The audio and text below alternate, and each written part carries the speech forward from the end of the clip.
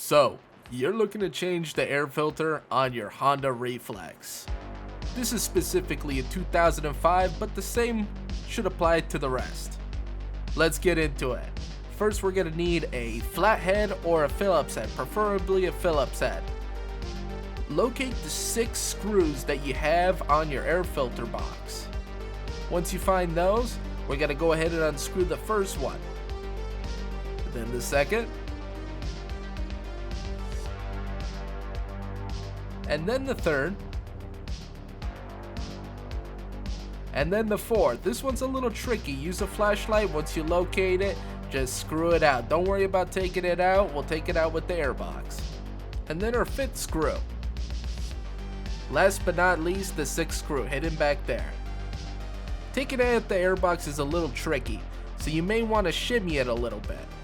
Feel free to bend that little air inlet tube a little bit to give you some leverage to pull it out. You'll notice that that's pointing right through the front, right where that front screw is, and then shimmy it out. You then got 4 screws in here that unlatch the actual filter itself. I only have 2, but it's good enough. Then don't forget, you are replacing the air filter. You might as well clean the box as well. So get some down power wash, spray it down, and hose it down. Here's the old, and in with the new.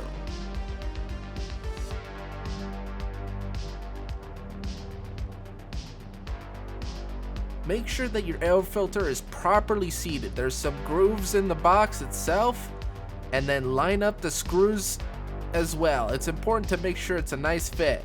When installing the box again, you're going to notice it's a lot more difficult to put it in than take it out. What worked for me is by bending in that tube, shimmying it in from this angle right here, as you see, and eventually you should be able to slide it in. Your long screws, and then there's your short screws. Your long screws are going to go here as pointed out, 1, 2, 3, and then your short screws go on the rest. Enjoy your ride and enjoy your new air filter.